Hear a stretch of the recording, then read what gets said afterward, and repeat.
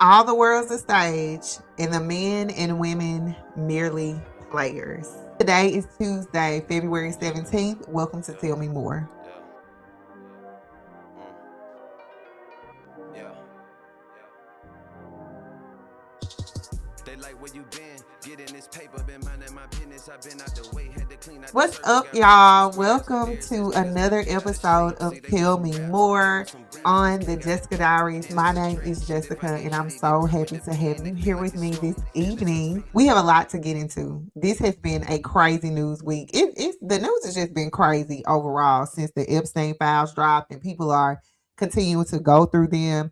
And just with your everyday political news and everything that just goes on, it has been a lot. It's been slightly overwhelming to try to keep up with it all, if I'm being honest. But I really, really want to take time today to talk about Touré and his comments regarding hate speech toward Black ICE agents. I cannot believe this dude not only said what he said, but then he doubled down on it. It's crazy. And that's why I opened up today's episode with that little snippet from Shakespeare.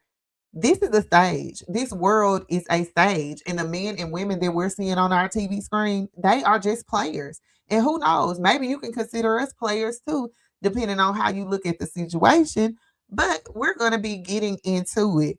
Now, before I go any further, I need you to become a member on Patreon. And before you get to commenting about creators and want people to pay, because I see the comments on other folks' pages. And part of me was like, should I not promote my Patreon? But the reality is, y'all, it costs money to create content. Now, I have a free option on my Patreon, which a lot of people don't. So you can actually become a member of mine for free. But if you want to invest in the content, there is a paid option as well. It's just $3 a month, no pressure. But I want you to become a member because right now you're watching a recording and the goal is to go live. I want to start doing these live. I'm just trying to give myself time to get back into the swing of producing content on a frequent basis. So I want to practice before I just start going live because there's a lot going on in my household. I've already started this over like 5 times because my kids be making so much noise. And then my husband probably gonna walk in the door midstream and it's gonna throw me off. And I can't have it going on while I'm trying to go live. So I'm getting used to this and figuring out which time of day works best. It's evening. It's actually after 7 p.m. Last time I filmed in the morning. So, we're playing around here. But my point is, in March, I'm going to begin doing these live, and they're going to be exclusively on Patreon. YouTube will see clips, maybe the full show here or there, but I'm really trying to make sure I have a sustainable benefit for my patrons. And also, if you become a member, you get to have your name at the end of my videos. You'll get to vote on topics. And then when I have panel discussions, you will be among the first that I invite to come on. So there is a benefit for becoming a patron, whether you pay or not. So the link for that is in the description box. Maybe I'll put it in the comments as well, but I do want you to sign up and become a member because it's free. And also, we don't know what these platforms are doing or going to do, especially in light of the Epstein files and the growing outcry over the things that people are discovering in them. I'm hoping that this doesn't happen, but I feel like they'll shut the internet down before they see people have a true uprising over those, and the way things are going, I just, everything's so unpredictable. So I want you to be able to connect with me if something should happen to YouTube or any other social media platform. Hopefully they leave the internet alone so y'all can still be me on Patreon. But if, look, we got to safeguard our audiences as creators. So I need you to go over there. But yeah, so we're going to get right into these topics. First of all, I want to just start by saying my condolences go out to the family and the loved ones of Reverend Jesse Jackson, whose passing was announced today. He was 84 years old, and you can consider him one of the many icons of the civil rights movement. How you feel about him aside, he did put in a lot of work during that time, and we honor and appreciate his sacrifice. As I have like come to understand things better and learn the truth of the matter, from things that we were not taught about correctly in school, I don't always agree with our civil rights icons and the positions that they took and the way that they went about fighting for the rights that we as Black Americans enjoy today. But at the end of the day, I want to believe that the vast majority of them were doing what they felt was right. And therefore, they deserve some recognition for that, because the times that we're living in now, they are rough. We have a lot of racism, but the landscape was completely different back then. So rest in peace to Jesse Jackson. Again, condolences to his family and his loved ones. Now we're gonna get straight into a controversial video of Michael Jordan. If you haven't already seen, I think this has been like 2 days ago. I'm a little bit late on this, like I said. I'm taking my time with this content because it's so much coming out, so much to talk about. But Michael Jordan was filmed, I'm guessing not to his knowledge, actually like tickling this little boy. Come to find out, the little boy is the son of the driver, the NASCAR driver, race car driver that represents or drives for the Jordan brand. He's sponsored by the Jordan brand, is I understand. And so this little boy was not quite a stranger, but he's clearly not related to Michael Jordan for him to be putting his hands on him like that. So he's coming under scrutiny, as you will see in this video by Tough News TV. Shout out to him. If you want to see the full video, you can check the description box for the link. But he's coming under scrutiny because of the way in which he was touching the little boy. Now, as with most things, people are divided on this. Some people believe like y'all are seeing something through the lens of your trauma. Like something must have happened to you as a child to think that what this man did was inappropriate. And then you have other people are saying, Michael, what's up with that? You need to explain. So before we get too deep off into it and I share my take, let's watch this video from Tough News TV.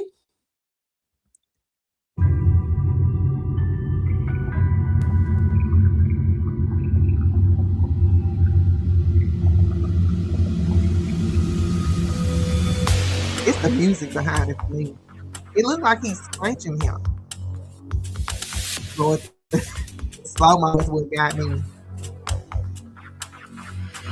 So the boy's hand was behind his shirt. He's clearly pulling on the little boy's foot. It's not just his shirt.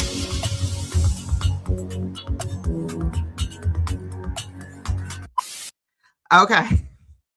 So there was weird. So again, like I said, people are saying that there was nothing going on in this video, but as you can see, he was tugging on him. So the story behind it is that, from what I have seen online, is they had the ice bucket or whatever. You can see that the boy's shirt does look a little wet. Some people believe that Jordan was trying to like shake the ice from the boy's shirt. But in my opinion, it did not look like he was shaking the shirt. To shake the shirt, you would have to like be doing this. He was pulling at it. And he was pulling at his buns. Let's just keep it 100. We saw that. And that's inappropriate. There's no other way to describe this. It's very inappropriate. As a mother of sons, I would not let anybody touch my sons like that.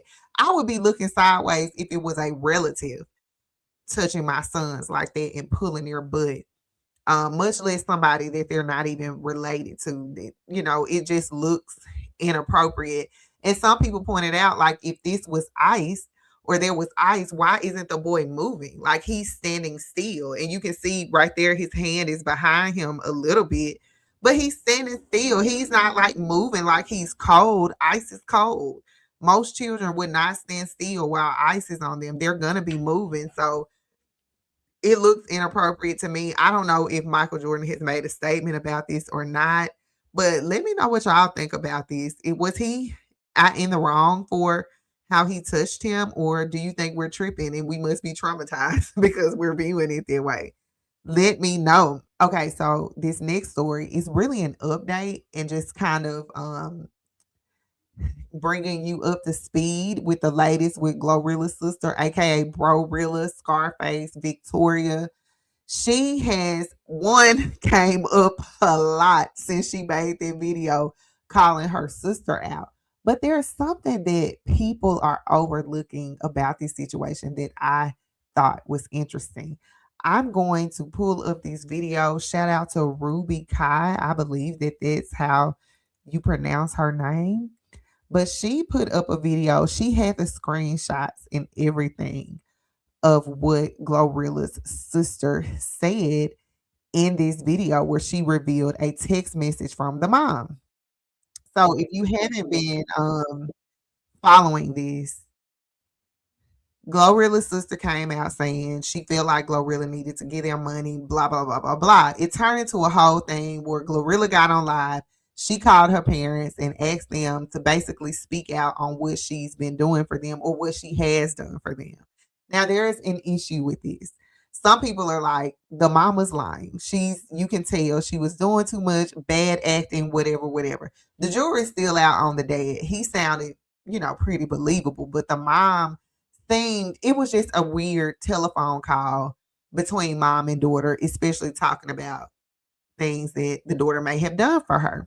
So after that happened, oh, Glorilla really like turned up. And I know I shouldn't be calling this girl Glorilla, but that's what the internet is calling her. Let me put this on the screen. So I know you can't see it, but I'm going to read it to you. So after Glorilla went live and had her parents come on, her mom basically, in so many words, said the sister was lying, that Glorilla has done things for them. And so Victoria took offense to that and she basically called out their mom. Now, people have reported on this, but I think, and it could just be me being extra and kind of trying to read into things, but other people are kind of picking this up too. When Victoria said her piece again, she actually presented receipts. And those receipts came in the form of a group chat between Glorilla's mother and I'm assuming the siblings. She didn't run down who all was in the group, but I'm going to put the link to this video in the description as well. But if you look very closely, you do see that this is a group text and it's coming from mom as it's saved in the phone. Now, what happened is the mother sent this very long message that she intended for Glorilla to the family group chat. So all of the family had this message. It doesn't have any dates on here, but some people are assuming that this was closer to, well, this was like a couple years ago, maybe closer to the time that she was signed or shortly after, when she started to really, get money, get her house, that type of thing. So the mom was clearly not feeling Glorilla's behavior and she texted her about it, but made a mistake and sent it to the group. Now, it's what's in the message that I feel is interesting because, we talk about conspiracy theories, especially now with the Epstein files being dropped. We talk about these conspiracy theories and how these celebrities are involved in these crazy things. And so let's take a look at this text message. So I'm putting this part up so you can see that it was really a group chat, but then right underneath it, the mom says, "Sorry about the above text. It went to the thread by mistake. So very sorry." So let's get into what she actually said. So the mom text, this is a long text, but I'm going to read it. I'm going to summarize it first. Or should I summarize it? Basically, no, I'm gonna read it because I feel like it indicates to a degree Glorilla and her story. So the text reads, "Hi Gloria, are you mad at me about something again? The award show is Sunday and you haven't said anything more to me about coming since you told me that we would be there. This is beginning to be a pattern. When I forgive, I forget as well. But when I see the same behavior repeat itself, then it causes me to remember what I have forgiven. You keep getting my hopes up of celebrating your successes with you at your contract reading as well as recent awards show, then snatch the rug from under me by not responding to my calls or texts prior to the contract signing or awards show. You even asked us to retire, and I did. Elder and Daniel didn't retire, even though you spoke to Elder yourself and asked him to retire. You said you had us. But every time you give me anything, I have to ask for it. For the longest, you didn't give me a penny till you started hanging around Cardi. From what I've heard, she's all about taking care of family, just like your friend Glossy. You didn't even move us. God blessed us with the cars and house. Remember, I told you that I was expecting Lil G, meaning you, to help us, but had to go to Big G, meaning God. Your actions toward me and the family are so very disrespectful. So basically, this text message or these receipts are showing the exact opposite of what the mom said on the live. It does not look like Glorilla was taking care of them. And let me just say this. I don't care if Glorilla take care of her family or not. That is her prerogative. It's up to her. Do I think she should take care of her family? To an extent. I think she should have just gave them a lump sum of money and just let them be on their way. They were responsible for maintaining it, flipping it, whatever you want to do. If it was me, I would look out for my family, especially coming from impoverished circumstances. I would just do that. I think she should. And if you want to hear more of my take on it, you can go see my previous videos. But I'm reading this text message just to point out that clearly the mom was lying on the phone. Maybe they've, made up since this, but she made some very serious allegations in these text messages. So I'm going to continue reading. I'm going to skip over. Basically, she says Glorilla has shown some behavior that got the mama questioning, like, is this what fame does to someone? And she straight up asked it. So here, I'm going to keep going on what she said. She said, we went out. Now she's referring to the Grammys. Apparently, some of the family was coming to the Grammys or whatever. I skipped through the messages. You can go look at Ruby Kai's video for the full text message. But she says, we went out and bought stylish as well as expensive everything that we normally wouldn't have bought to make you look good so that your colleagues wouldn't look down on us again. She said, again, you know whom I'm speaking of. In actuality, you should have purchased our look from head to toe because we're representing you, which I think is fair if you're the rich one and they are not. They don't have the money to look good. If you want them there, you should buy their outfits if they cannot afford to do that. She says, you have my children backstage looking like bums. Your own little brother refused to take pictures with you because his shoes weren't in good shape. Roscoe did take a picture with you, but look at his shoes. Speaking of the children, it's horrific the way you're doing Lil Eddie and Miracle. You have my children caged in your home, not feeding them nor allowing them to go outside anywhere. You have Lil Eddie, who is emotionally unstable, walking around the house all day with a rifle strapped to him like he's Rambo. You say that you're a millionaire. Get professional security. Miracle's hair in old braids under a cap when Teezy walking around with expensive hair in her head, but they choose you. You even had Teezy's family in your home chilling with them for almost a month, but had us to come down much later, and all we did were be your slaves fixing up your house.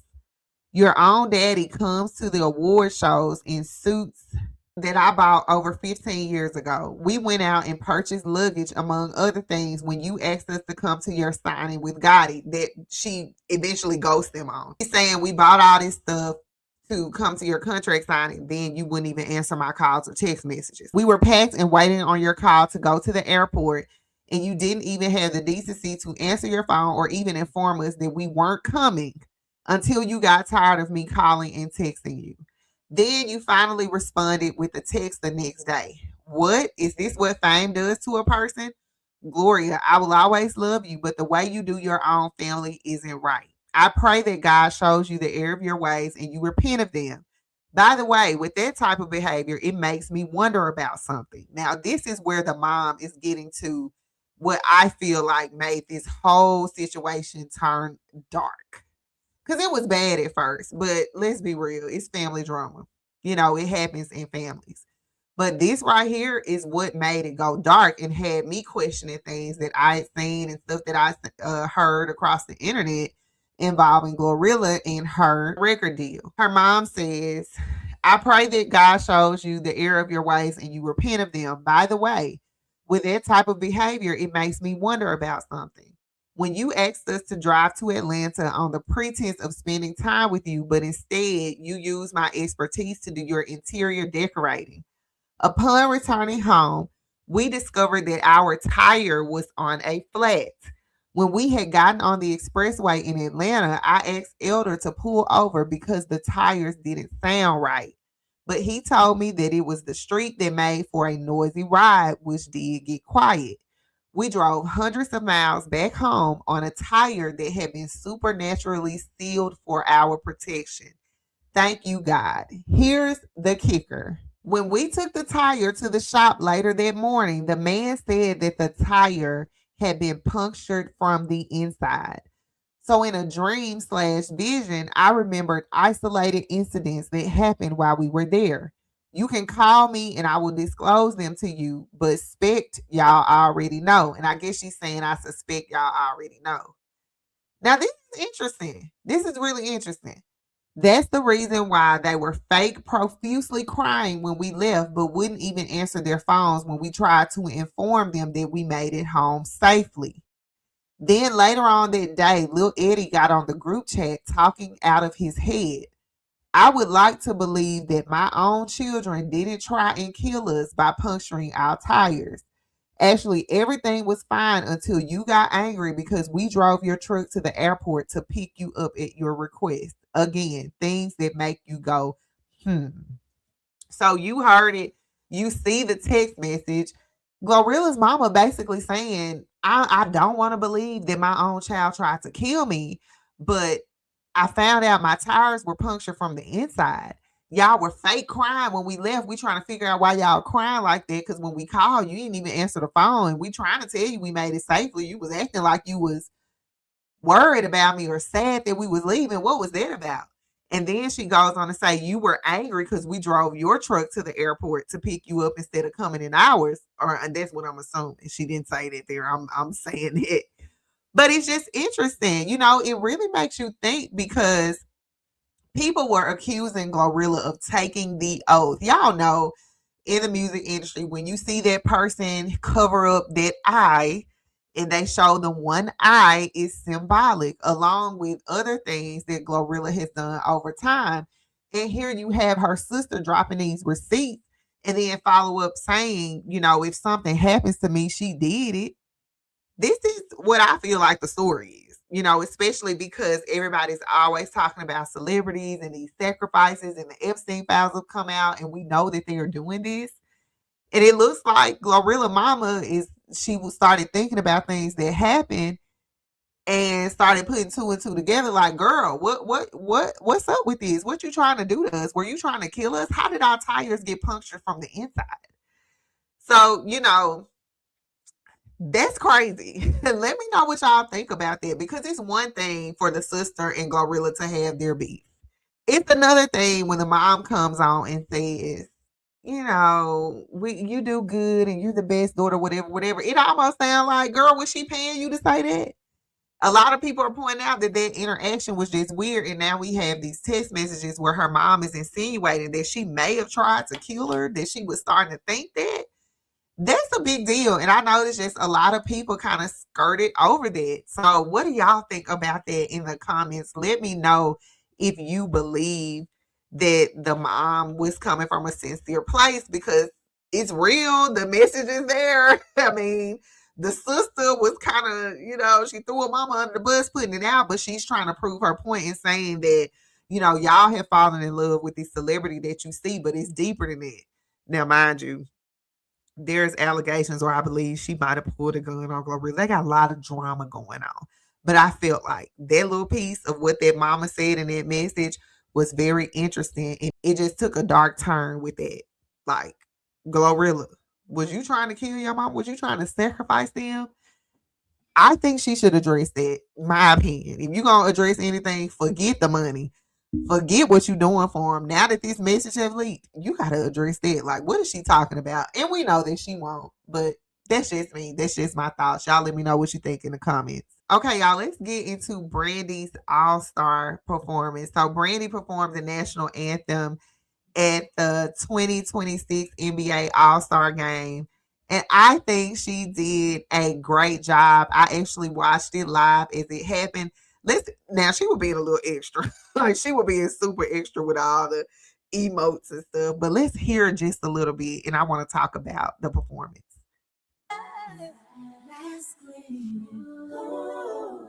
Stripes and bright stars through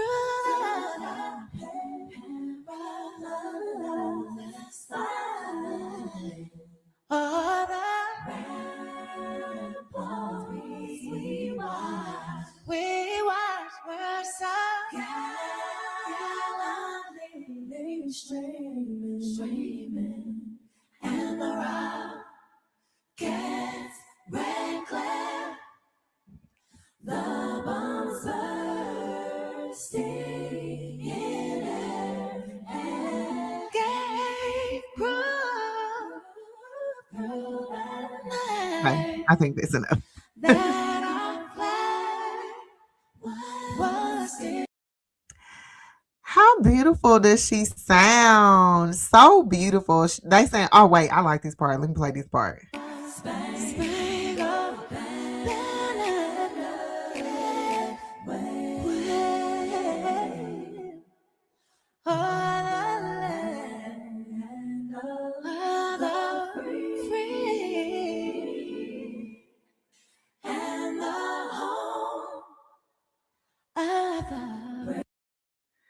Okay, so there's a performance there. I think that they did a great job. If y'all didn't know, the background singers is the group June's Diary. Do y'all remember that reality show on BET with June's Diary? And I think it was Kelly Rowland putting together the group. That's them. And the one that's behind Brandy right there, she's been in the music industry for a long time as a background singer. She's never gotten her shot to be that solo artist, but she has an impeccable voice. But I was so happy to see that there was June's Diary. They were a great group. As you can see, they sound amazing. They look amazing. I think that this was a great performance. But while I was watching it, I just couldn't help but think about all of the ironies and just the whole mind freak that it must be a black woman to perform the national anthem at a time when America is just awful. You know, we know what America is and what America has always been. But what I mean is like, I can imagine that it is kind of hard to be singing this song and feeling so patriotic right now with everything that's going on, from these wars to Epstein files to revelations about celebrities and just all of the economy, ICE. It's just a lot going on that's so negative. And I was just thinking, like, this is a perfect example of I'm just here to do a job. Like, I'm here to do a job. But then even on the flip side of that, Brandy has been rich for the majority of her life. She's a celebrity. She's in these Hollywood circles. So I just wonder what it felt like. Like, I would just assume that you just have to get in that mind frame. Like, I'm here, I'm paid to sing this, regardless of if I feel it, if I believe it or not, and I'm gonna do my job. I think she did a great job. Do y'all get what I mean by that? Like, it's just, I don't know. I'm sitting watching it. As I was watching it, I'm like, this is so beautiful. It does tug on your emotions, but what's the reality of being in America right now? Like, this is nice and all, but we got some serious issues that we need to be dealing with, that everybody is not just feeling patriotic like that. So I thought that was interesting. But good job to Brandy. Congratulations to Brandy on this opportunity. And she sounded amazing. Y'all let me know what you think in the comments about Brandy's performance. But speaking of Norwoods, the other Norwood is back to his shenanigans again. Have y'all seen this whole deal with Ray J bleeding from his eyes? Look at this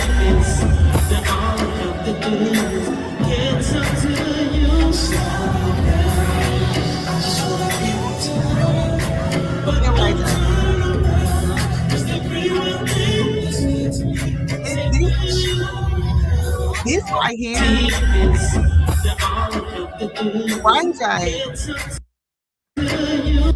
Ray J is a stunt queen. He's a stunt queen. Now, do y'all think this man didn't feel this running from his eye? And then I saw my husband was like, he had on a heart monitor.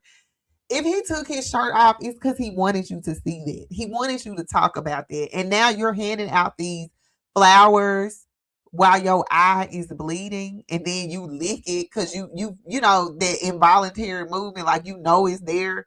So even if you was trying to pretend like you didn't, a little lick on your face gave it away. Like, what's up with you? Now we know Ray J has been in the news for his ill health issues, saying he might not have that much longer to live. He was talking about all the things that he's going through, and now the next time we see him, he's on stage, one, performing, two, you got your shirt open with this device on you, whatever it is, three, now you bleed from your eyes. Ray J, you too grown for this. You are too grown for this.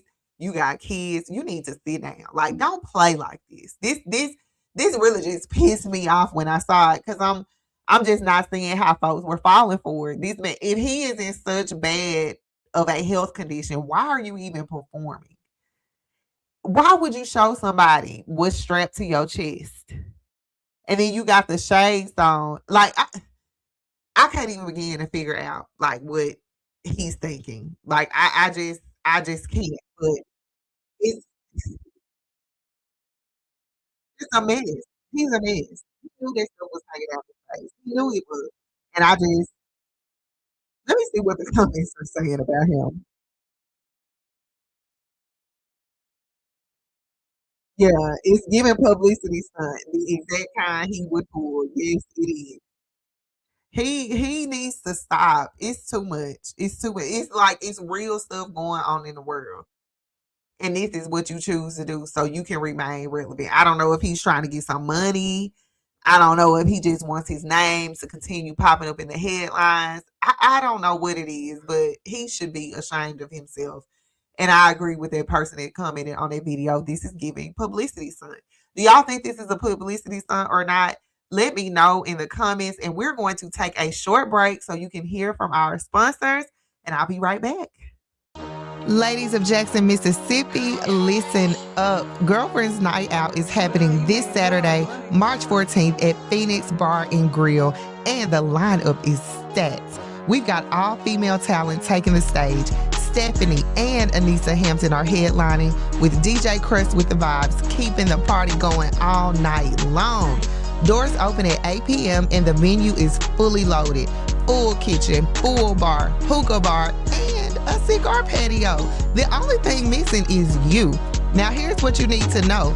Lounge sections and tables are limited, and advance tickets are already going fast, so don't be the one who waited too long. Grab your tickets right now at WeGotAction601.com. Saturday, March 14th, Phoenix Bar and Grill, 8 p.m. Make those plans today and let them know Jessica Lofton sent you. Okay, y'all, let's get into this next topic. Will the real Ghislane Maxwell please stand up? Have y'all seen these videos and photos that are surfacing alleging that the Ghislane Maxwell that appeared at the recent hearing regarding her involvement in the Epstein allegations may not actually be her? Shout out to Melanie King for her coverage of this. I pretty much get all of my independent news on YouTube. I told y'all that last episode that I'm not really as active on social as I used to be. I get everything from YouTube. And I thought it was very interesting that Melanie King posted this video about Ghislane Maxwell actually not being Ghislane Maxwell. So I seen this hearing and I didn't think too much of it. I really didn't pay much attention to it. I was mainly focused on what she was saying because that's what all the news stories were talking about. The news was just, saying she was exercising her Fifth Amendment rights, and she said that she would only talk if Donald Trump granted her clemency. So I wasn't really paying attention to her face, like the black hair, pale skin. I just assumed it was her. Why would I think, or why would anyone think that it may not actually be her until I came across this video by Melanie King where people are saying that her appearance, her being Ghislane Maxwell, her appearance was different. So I'm going to play the video in the My personal belief, as I've told you, is as she talks, but I'm gonna scroll up a little bit. As you can see, there is a different nose shape on this person who is supposed to be Ghislane Maxwell. And I thought when I saw this video, I was like, wait a minute. I wasn't paying attention to her face, but now that there is a close up of it, it's obviously not her. In my opinion, y'all know those masks, or well, it's not a mask, but it's like those glasses that people buy where it has the fake nose and the mustache. That's what I feel like it looks like.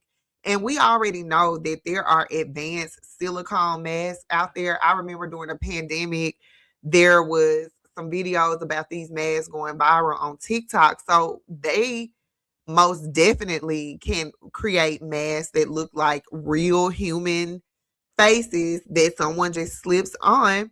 And it's clearly a different person from who we have known Ghislane Maxwell to be and how we have known her to look. And a lot of people pointed out not just the nose, but the chin is different. The ears are different. And they always mess up the earlobes when they try to get us to believe that these people are who they say they are. They always mess up the earlobes. And I'm just wondering, like, could you be, are y'all going to be that sloppy? Or is it that you're just in a race against time and you're trying to hurry up and put something out there that you're not thinking about what you're doing? Because that's clearly not the same woman. And this is dangerous on so many levels, y'all. When I think about the Epstein files and as I learn more about it, it honestly has me reconsidering my fear of the end times. Like, for real, for real. At this point, I'm like, you know what? It might be a little scary, but what we dealing with, I just can't take no more. I cannot take hearing that this stuff is really going on. It is crazy. And then because most people, most of us are having to work and take care of kids and pay bills. People are not, they don't have the capacity to sit and analyze these stories like I do. My husband be like, you at home all day.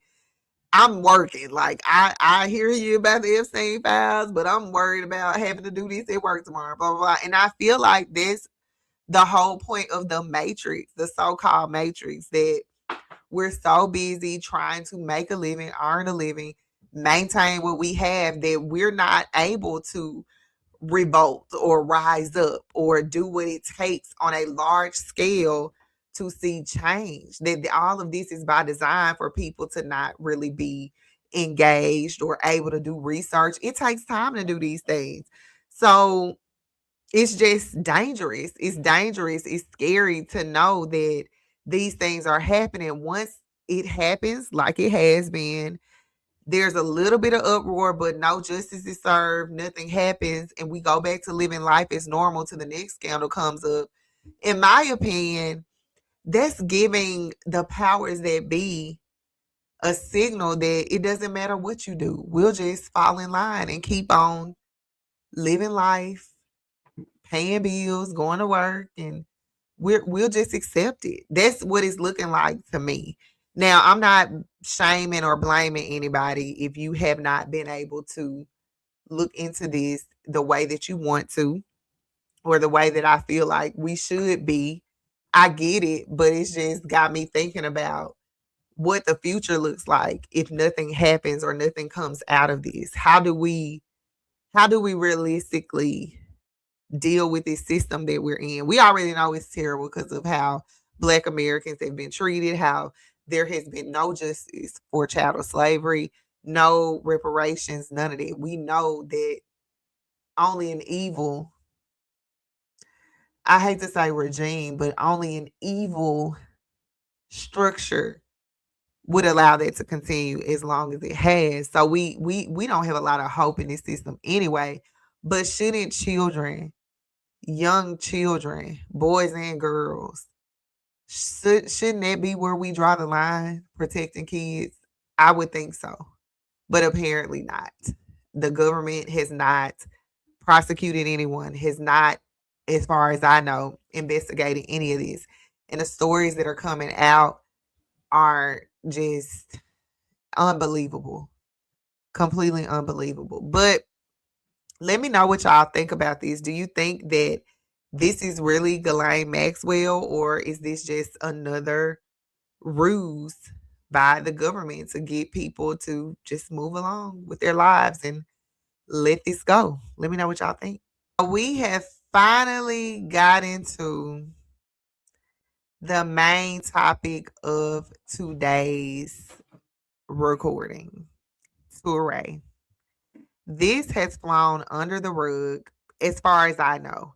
Only one of my go-to Black media personalities has covered this story. But I feel like every content creator that is in the Black media space who creates political and news commentary should be talking about this. Major shout out to Urban Politicians TV for this video, because I had no idea about this situation. Before I show the video from Urban Politicians TV, you can see the full video in the link in the description box. I don't really agree with everything he shares, but on this one, I'm glad that he covered it. I haven't seen people talk about it as much as I feel like it should. And it's just unbelievable that in 2026, some of the things that we're seeing as it relates to Black politics. But before we get into the video, we know that right now, the agenda that the media wants us to be talking about is immigration, ICE, illegal immigration, deportations, all of that stuff. Black people have been criticized for just deciding that we're not getting involved in this, that this is not our business. We're not the savior of America. We're not your slaves to go in and do the dirty work of protesting and trying to make people have a conscience. We're not doing that anymore. So Black people have been criticized for that from all races, even our own, for not wanting to get involved. But also, a lot of people, Black people, have been criticized for their opinions on immigration and illegal immigration. And so that's the context in which I want to set the scene. But we're going to come back to that point that I just made, because I want to talk about it there too. But let's just watch this video so you can see everything, and then we're going to break down what happened. This is where I live. Does your parents still pay all your bills? No. Because I wouldn't be surprised if that's the case. If my parents paid all my bills, We just want to make sure you got home. this isn't where I live. It's okay, Olivia. We appreciate it. You can go talk to them. Thanks, Olivia. Do you feel strong or what? We're good. Have a great day, okay? I'll keep following you, okay? Oh, no, she doesn't care. It's all right. No, come on. She doesn't care? She doesn't care. They never do. How does it feel to be a race trader?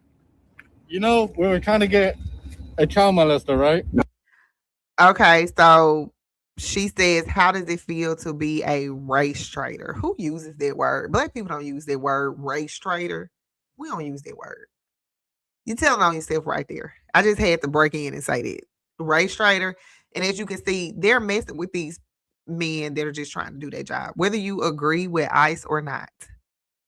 When you play stupid games, you win stupid prizes. And I feel like a lot of white folks, sorry to say this, but I feel like a lot of white people just want to feel like they're doing something, want to feel like they're a part of something, so they feel very strongly about this. You don't really care.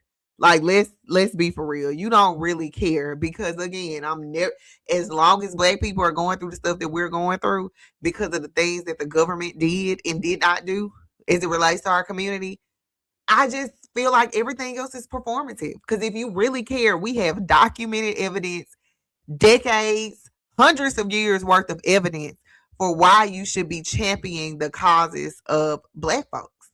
But you really want things to stay the way that they are, but you want to just get a little thrill every now and then so you can just feel like you're doing something. So that's why you're following these men, getting in the way of them doing their jobs. And let's be clear, ICE is out of control. There are some things that are happening there that should not be happening. I think we can all agree on that. But at its heart, this is about illegal immigrants who have come to this country illegally, not by the correct process. That's what it's about. And you really, like, in the context of this video, we really can't get into all of it, but I have been working on a piece about this for a while now, starting with when Biden was still in office, when I saw what was going on in Chicago and how the people of Chicago were crying out about being a sanctuary city and seeing the budget go to the immigration policies and making sure that they were housed, and the problems that it was causing for the residents, the Black community. Y'all, it is really deep. This is not something that you can just look at face value and make conclusions about. This is very deep. Both parties have deported immigrants from this country. Just a couple years ago, not a couple literally, but when Obama was in office, he talked about how illegal immigration hurts. This stuff is, both sides use this issue. But I'm going to stop because I want to really get to the point of this video, but you just got to see the whole thing to have the proper context. So I'm going to let it continue playing. No, you weren't. Yes, we were. How would you know? Because it was a woman you talked to. His wife. And then his plate came back as murder. Also, I just want to say, calling someone a race traitor. But you guys don't care. I hope you realize that is the most racist thing you can say as a white woman. Of course, and it is. So you know, this isn't a good look for you. You think I care about my look? No, no, trust me. When you guys it is evident by how you look, you don't care. We get that. Trust me. No, that's what I'm saying. I'm just saying this, trying to be a social warrior. If you actually cared, you probably would care about the child who got raped and also the person who got murdered by the person that we were looking for. But see, you don't care. No, I don't care because you guys try. You just try to detain legal immigrants. None of you actually give a. If you were here to get illegal, violent immigrants off the street, that would be fine. That's not. So you could see that they're trying to tell this person that, look, the person we're looking for killed somebody, raped somebody. You don't really care about what's going on. You just want to feel like you're doing something. And I totally agree with that. Love ICE, hate ICE, indifferent about ICE. More than one thing can be true at a time. But they are trying to get a real criminal that should not be on the streets. There's no reason why any person should be getting in between that. If this agent is telling you what they're trying to do. Why is that not good enough? You're on the ground. You've been following them. They're telling you what's going on. And you're saying, no, I don't care. I don't care. So what are you there for? What are you there for? Not what you're doing. It's not. No, hold on. It's okay. You need to back up. It's not.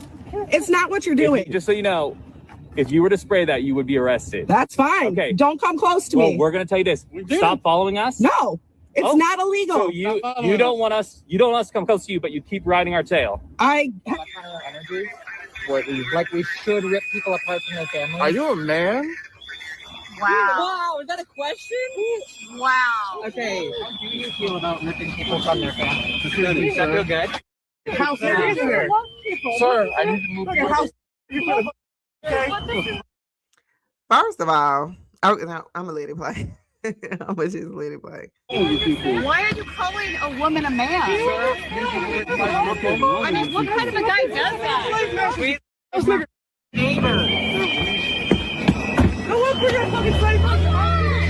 99.9% of the time, it is wrong for a white person to call a black person the N-word. But we may have found the exception. In Minneapolis recently, a white anti-ICE protester was in a group of anti-ICE protesters yelling at a black ICE Gestapo agent. An unidentified white male called the black ICE agent a house N-word who's working for the KKK. That's right, we have a white man calling a black man the N-word. But this is a little bit different. White on black usage of the N-word is a very serious issue. But this is a curveball example. Is it wrong for a white person to call a black ICE officer a house N-word? Let's explore. The white man who used the N-word in this situation was being historically precise. This black ICE agent, he is being a house N-word to the utmost degree. A black man in ICE is a modern house slave. He's a barely paid mule for white supremacy. The KKK were domestic terrorists. ICE is domestic terrorism. I think this is a valid usage of the N-word. He's not attacking his blackness per se. He's attacking his bootlicking choice to be in ICE while being a black man. Being black in ICE makes you a house N-word. So to call you that, it's almost like a professor pointing out, oh, look, there's a modern house N-word. I think this usage is valid and acceptable. If it had just been the N-word, that would be problematic. But when he adds the house N-word, he's being historically realistic. So yes, it is okay to call black ICE agents house N-words. They are very mad that I said that it's okay to call a black ICE agent the N-word. Their argument, that word has been used as a weapon against our community. When you say we have suffered because of that word, you're including the black ICE agent in we. He is not in we. He is not black. He is not part of the community. People say that was the last word many of us heard before being lynched. That is 100% correct. But if you're a black ICE agent, you're part of a lynch mob chasing people of color. He's not a descendant of those who got lynched. Okay, I gotta stop. I gotta stop. Okay, it looks like urban politicians were done. Let's talk about that. Okay, so first of all, if the black ICE agent is a house ninja, Touré, what are you? What are you? If the black ICE agent is a house ninja, what does that make you? Now, there were so many things wrong with what Touré said. It goes back to my comments on Charlemagne in the last episode. These people with black faces in these positions where they are speaking to the masses, the media in a position of authority, they, for the most part, are sellouts. If you want real black news, you need to follow black independent creators. I'm going to actually do a video of my favorite creators to watch to kind of give you a starting point, but you cannot trust these house N-words that are in the media. Touré is an example of that. First of all, who is the KKK? They were domestic terrorists, but they were targeting for 90%, 95% of their terrorism was directed toward Black Americans. Men, women, and children. They were hanging them. They were responsible for that bombing of the church. They killed the 4 little girls. They killed many, many Black activists. You can run the tape on that. They were not out here terrorizing all the citizens of the state, of the country. So for you to equate ICE to the KKK, it is a problem because it erases what happened to Black Americans. It erases the damages that were done to our community by that group. Is ICE a problem? Yes, depending on who you ask. But they are not targeting Black folks. That's what the KKK did. So there shouldn't even be a comparison there. And then he goes on to double down, which was very surprising to me because as I'm watching this, I'm like, his big bird looking ass. Like, dude, you cannot be for real, like saying this. And I'm just thinking like he knows he's going to get this backlash. He's going to apologize like the rest of them. But as you can see, he actually doubled down on what he said. So that lets you know that he's not sorry. He meant everything that he said. So he's saying that the use of this hate speech, because that's what it is. Never mind. Now, I've seen some people, well, I'll go to that in a minute, but he's defending this hate speech because, to be clear, calling a Black person a nigga, house nigga, nigga by itself, whatever, nigga, however you want to say it, calling a Black person a nigga as a white person or as a person outside of the Black race, that's hate speech. Y'all want to make the rules about Zionists. They're saying Zionists can say that we're Zionists, but nobody else can say it. Same thing. Okay, same thing. But we'll get to that. It's hate speech. And he's saying that it is okay to direct hate speech to this Black man because he's an ICE agent.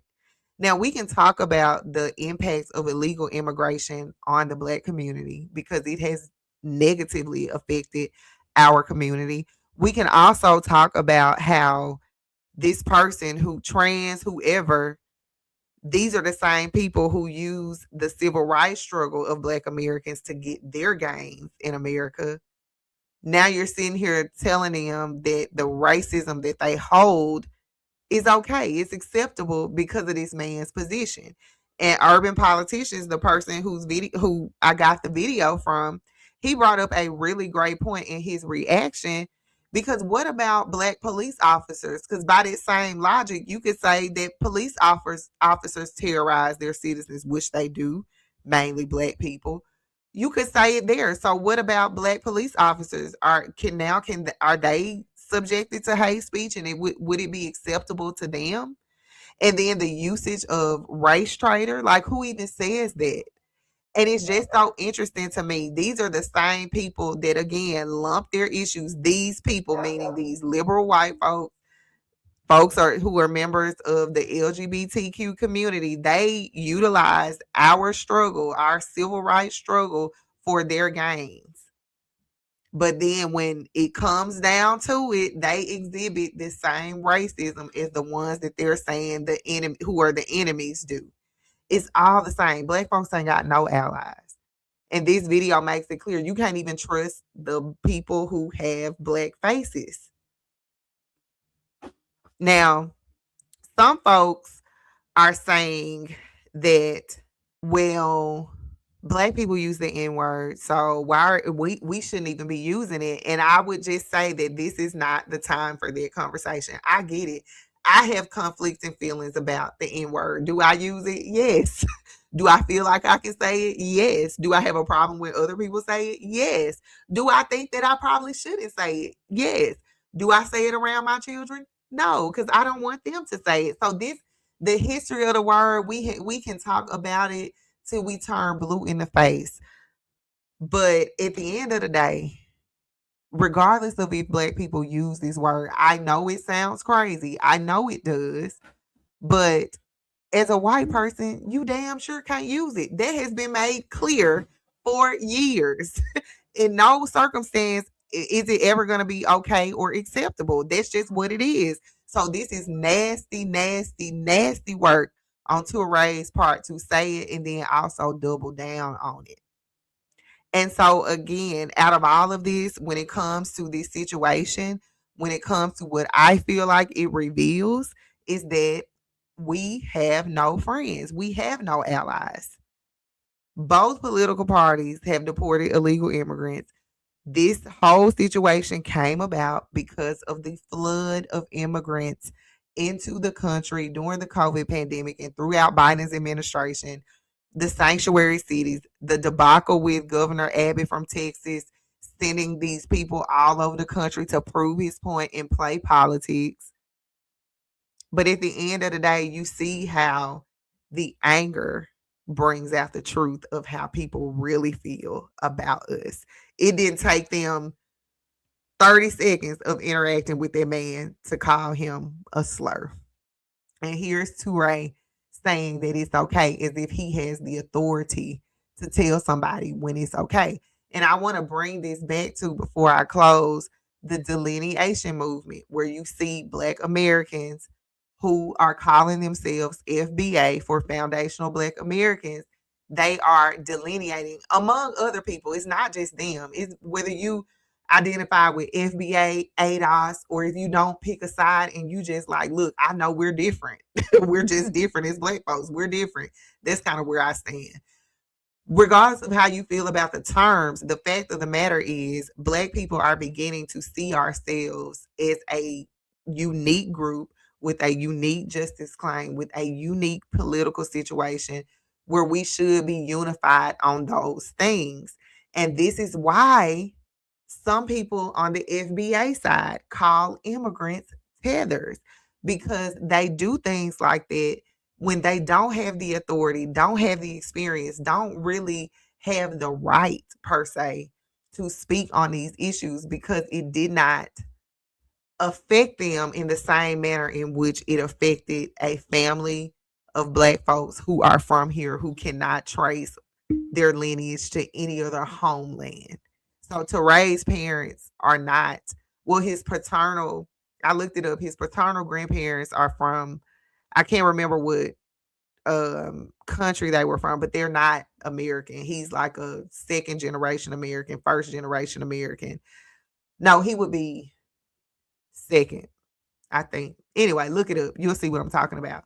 But this is why they gave people like him the name Tether, because y'all do stuff like this. No Black person from America with no ties to any other place would ever say that it's okay for a white person to call another Black person a nigger, whether their job is this or that. No Black person gonna say that this okay. Not one.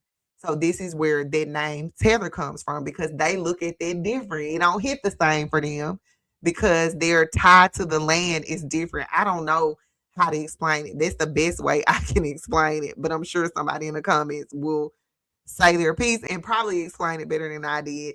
You can also go watch Urban Politician's video.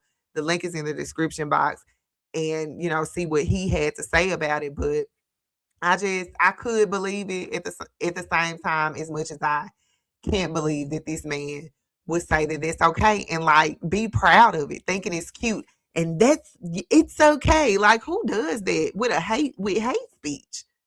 That's ridiculous. And like I said at the beginning, if he a house nigga, Touré, what are you?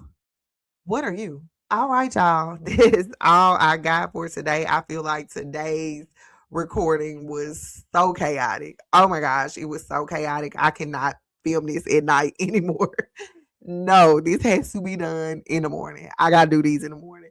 But thank y'all so much for watching. I hope you enjoyed it, and I'll see y'all in the next video. Peace.